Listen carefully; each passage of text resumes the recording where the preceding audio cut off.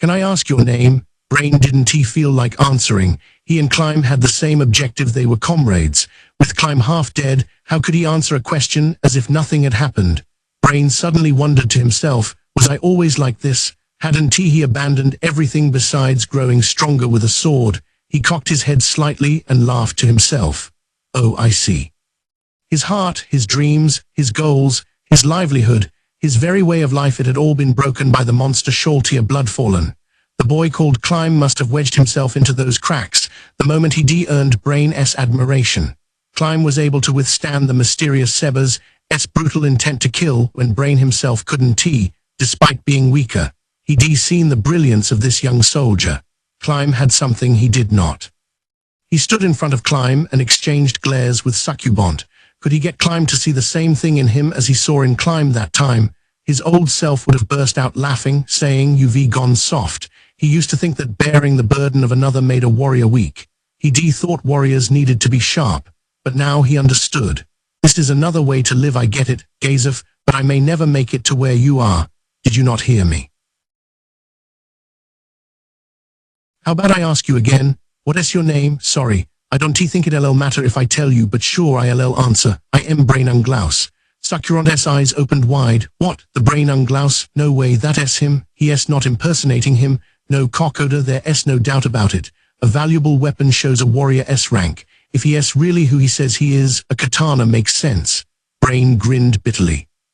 The fact that most of the people I've met today know who I am might have made my old self happy, but now I can really say I care. Succurant's smile of goodwill confused him, but his questions were cleared up immediately. Hey Unglaus, why don't we quit fighting? A man of your caliber should be one of us. How about it? Want to join? I am sure you'd be able to be one of the 6 arms. I can tell you Ray that's strong by looking at you. You Ray the same as us. You want power, right? I can see it in your eyes. Well, you Ray not wrong. In that case, the 8 fingers isn't a bad gig. For people with strength, it is the best place to be. You can even get your hands on powerful magic items. Check out my Orichalcum mail shirt, my mithril sword, my rings, my clothes, my boots, they ray all magic. So Brain Unglaus, join us, be one of the 6 arms with me. Is that all? Sounds lame. Succurant's face froze at Brain's unbelievably cold, insulting answer. What, you didn't hear me? I said that a bunch of guys with nothing but strength doesn't sound like such a great group. You bastard, HMPH. If that is what you think, then you must not be so tough either. You Ray right. I don't think I am strong, not someone like me who has seen a real monster. Brain took pity on the frog sitting comfortably in his well, thinking he was powerful. He gave him a genuinely compassionate warning, and that goes for you too. We may be about equal, which is why I'll warn you. We Ray not that great at all. Brain turned to check on Climb, who had just finished drinking a potion. And I've learned something. Strength for someone else's sake surpasses the strength of one alone. Brain smiled. It was a friendly, pleasant smile. Maybe it is only sunken a little, but I know. I have no idea what you Ray talking about. It is too bad, Unglaus. I can believe I have to kill the genius swordsman who once gave Stronov a run for his money. I wonder if you can really kill me, swinging your sword only for yourself. Yeah, I can. I can kill you without breaking a sweat. I am gonna kill you, and then I am gonna kill that brat lying on the floor. I am not playing anymore, and I am not holding back. I am going all out. Without taking his eyes off Succurant, who had begun casting a spell, he cautioned Climb when he sensed movement behind him. Don't move, Climb. You Ray not fully healed, right? The movement stopped. Brain smiled, and with the same surprise he felt at himself earlier said, leave the rest to me. Thanks. Brain smiled, instead of responding, and sheathed his sword. As he lowered his hips, he flipped his sword and sheath upside down. Please be careful. Succurant uses illusions. Not everything you see will be real. That does make him a tricky opponent, but that is fine. Brain silently, motionlessly watched Succurant. At some point 5 images of him had appeared. Not only that, they appeared to contain magic sparks, shrouded in something like mantles of shadow. He had no idea what kind of spells those were. Thanks for the prep time. Give a caster little time and they can become even stronger than a warrior. Your defeat is certain, Unglaus. Yeah, don't mention it. Now that I talked with my friend here, I know for sure that I am not gonna lose. Shut your mouth. You didn't move because you Ray protecting that brat. How nice of you. He heard Climb shift on the floor. The boy must have felt bad for giving their enemy time to cast, and that was why Brain announced, loud enough for Climb to hear, 1 hit. What? I said I am finishing this in 1 hit, Succulent. Just try it. Succulent charged at Brain with his afterimages trailing behind him. He came into range, and Brain turned around, calmly showing Succulent his defenseless back. Then he attacked with godly speed over Climb. He drew his sword with a flash into space. There was no one there. There was a crash, and the walls shook. Climb from the floor, and Cockada turned toward the source of the noise. It was Succulent. His body was on the ground, not even twitching. His sword lay nearby. Brain's single blow had knocked Succulent back, slamming him into the wall with unbelievable momentum. He surely would have been cut in half, even with his Orichalcum mail, if Brain hadn't struck him with the back of his blade. Or so one might think after witnessing such a blow. It doesn't matter if an opponent is invisible, Brain said. My martial art domain can still detect them, using auditory illusions to draw my attention forward while attacking from the rear. That's a great plan, but it wasn't going to work on me. And it was stupid of him to go for you too. He was probably going to kill you, and then say, see, you couldn't protect him, but he diverted too much attention from me to target you. Did he forget who he was fighting? Brain smiled at Climb. See, 1 hit, magnificent. Another voice, magnificent, overlapped with Climb's. The two of them were taken by surprise. It was Seba's voice, but that wasn't what shocked them. They were startled by the direction it came from. They both looked to where Cockada had been standing and found Seba's. Cockada was crumpled up on the ground. When did you get here? Brain asked. Seba's answered calmly, just now. It seems like you didn't notice, because you were both so focused on Succulent. Oh, I see, Brain answered, but he didn't really think it could be possible. I was using domain. It covers a small area, but if he ran in a straight line in front of me, he should have been in it.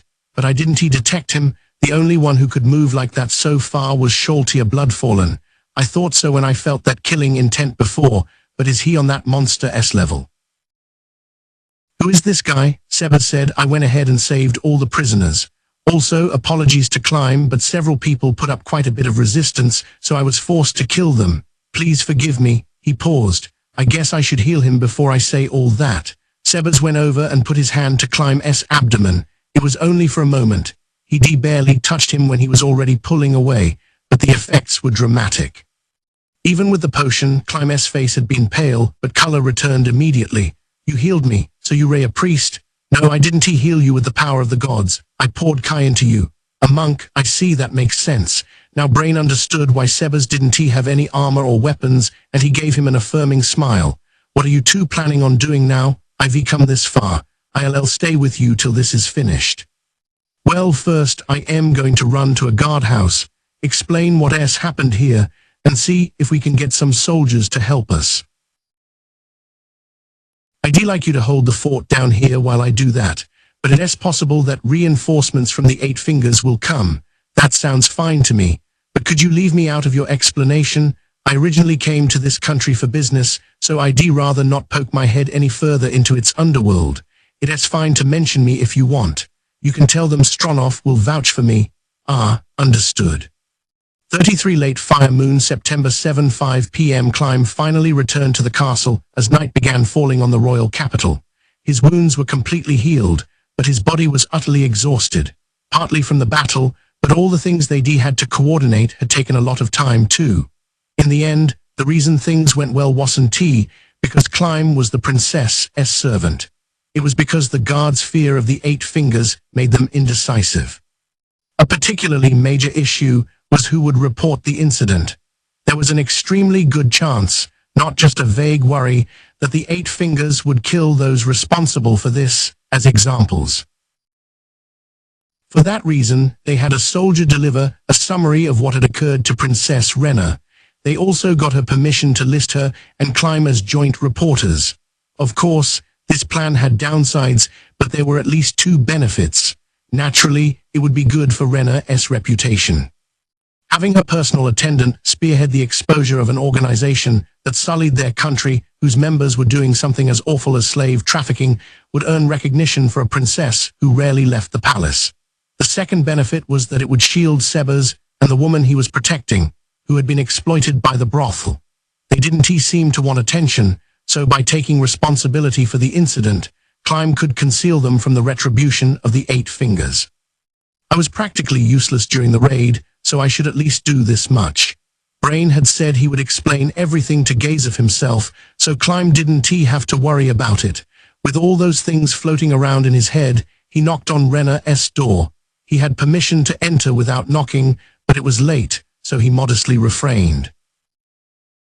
One time she'd been dressed in light silk. She understood his reasons. Before he heard her response, he sniffed himself. He had wiped himself down, but his nose was accustomed to the smell of blood, so he couldn't be sure if he'd gotten rid of it or not. He had no business entering the princess's room like this, but he urgently needed to tell her of the day's events from his own mouth. The most pressing issue was the women held at the 8 Fingers facility.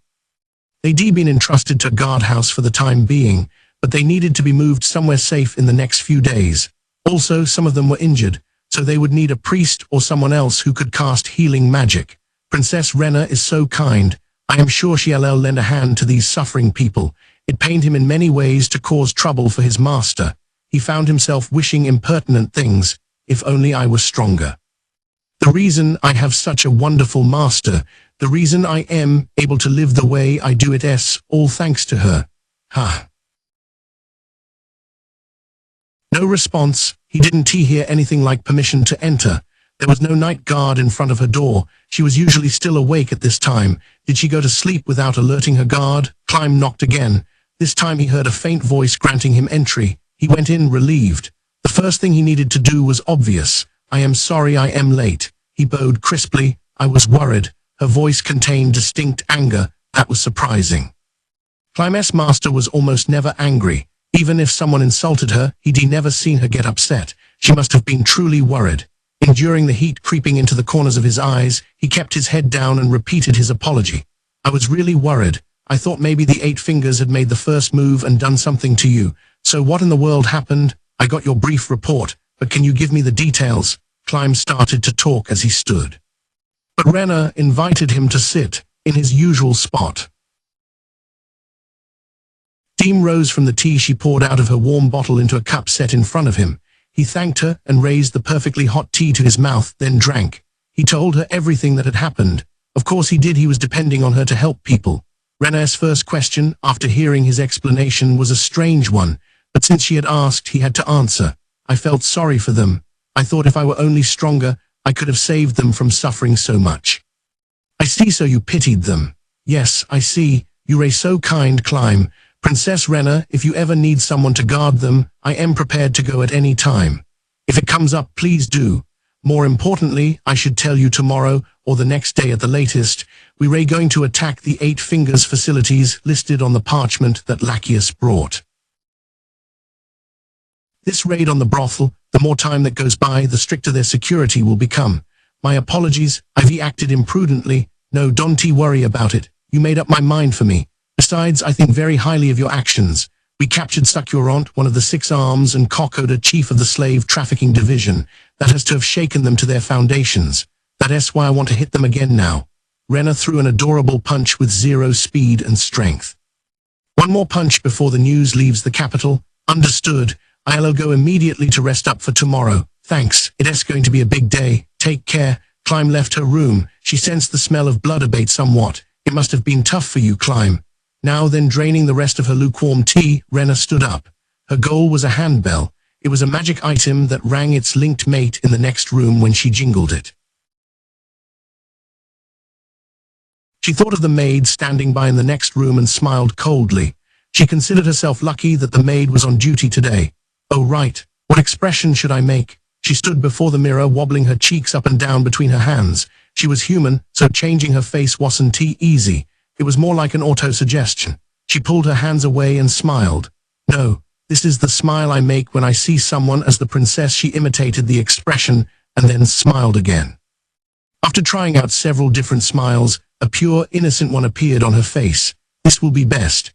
Her preparations complete, she rang the bell. A maid promptly knocked on the door and entered. I have a favor to ask. Could you boil some water for me? Of course, Princess Rena. She curtsied and smiled at Rena. What is it? You seem in high spirits. Did something good happen? Now that the fish had bitten her hook, the princess smiled happily.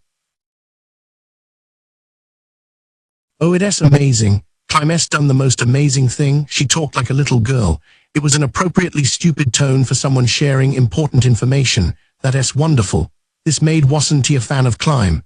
Although she tried to cleverly hide it, her true feelings came through. I'll kill her. I'll kill this woman too. I'll kill everyone who looks down on my Climb. Rena didn't show she noticed. Right now she was a naive princess. She wasn't supposed to be perceptive enough to catch on to people's malice. She forgave the maid's rudeness. That was the kind of simple-headed ditzy princess she played. Yes, it's just amazing. Climb beat up some really bad guys, and he freed some people who were held captive and left them somewhere at one of the guardhouses. Now we can punish the nobles who were working with the bad guys. Is that so? Quite amazing. I'd expect nothing less from your Climb. Will you tell me more details about his amazing feats? Rena poured her poison into this idiot, who didn't suspect anything because she thought the princess was a fool. Rena held everything in the palm of her hand. She would get what she wanted. Late Fire Moon, September 10:10 p.m. A mysterious group had melted into the dark of night. Each of them was outfitted differently. They didn't seem like soldiers. They most closely resembled adventurers. A brawny man stood at the head of the group. Next to him was a delicate man and a woman dressed in light silk. Then there was a figure in a robe, and at the end of the line, someone in full plate armor. The group peered through an open door into a space engulfed in darkness. There was no sign of any human presence. No matter where they looked, it didn't seem like anyone was around. That was strange. All the goods inside the brothel had been carried out and taken to a guardhouse. But just because there was nothing left inside didn't mean someone shouldn't be on lookout. They could see the fire of the night watch burning brightly near the entrance on the empty street. The reason there was no one around was because they had used their authority to keep the soldiers away temporarily. The boulder-like man in front Zero cast a stern look at the fallen brothel. He snarled in a hateful, low voice, "How idiotic. I suppose we'll have to apologize to Kokoda. We lent him Sakurant of the Six Arms, and the place went down this easily. And on the same day we dispatched him. What a laugh." Zero sent a sharp glance over his shoulder at the snickering. The silk-clad woman, keenly familiar with Zero's personality, quickly spoke. "Oh, so then, what should we do, boss? Should we kill Sakurant since he has been caught? We can send brute muscle as long as he is at a guardhouse, so we have to borrow some assassins from a different division. What should we do? Not that. He is a handy fellow. I'll ask the Count to have him released today. That will cost a fortune. Draw up a list of things the Count likes. What should we do about Kokoda?" the slight, delicate man asked. "He can use his own connections. If he asks, we can pull some strings as an apology. What happened to the customer list? Do we know if the guards got a hold of it? Haven't heard anything like that." Rather, there aren't any details yet. The dark voice from beneath the robe carried a spine-chilling, hollow echo. It sounded as if it were emanating from an open grave. "I'd really like to get our hands on that list. We could blackmail so many people. Don't be stupid. We'll look even more suspicious if we get it. They'll think the whole thing was our plan. If we find the list, we should hide it in a safe place. Then we can return it to Kokoda later when we apologize. Besides, they write in a code that isn't easily cracked, so we wouldn't be able to use it anyhow." The delicate man shrugged at Zero's remark. "Anyhow, we'll go in and figure that out later. If it is there, it is probably in a hidden safe. Still, this is crazy. How did they make this hole? Doesn't seem like a weapon. Was it magic? A fist?" Everyone's eyes gathered on Zero. He repeated himself. "A fist? What a guy. Don't be stupid." "This is nothing." Zero interrupted the woman's admiring words. He steadied his breath and struck at the door with his hand. His fist pierced the iron as if it were ripping through paper. He slowly withdrew it to reveal a hole like the one Sebas had made. The delicate man opened his mouth in astonishment. "We can have you being the standard boss. He is strong enough to punch through an iron-reinforced door and take out Sakurant, one of the Six Arms, albeit the weakest one. I suppose we should consider this a fairly powerful enemy. What are you saying? Just because Sakurant lost doesn't mean the enemy is strong." The voice under the hood scoffed. "Once you see through his illusions, his abilities can measure up to ours. He is tough in a fight where he is clearly superior, but against someone at the same level or where he is even slightly inferior, defeat is inevitable. I believe you all knew that." Someone laughed quietly, agreeing with that opinion and ridiculing the less powerful man. So, keeping that in mind, ILL asked the question, what should we do?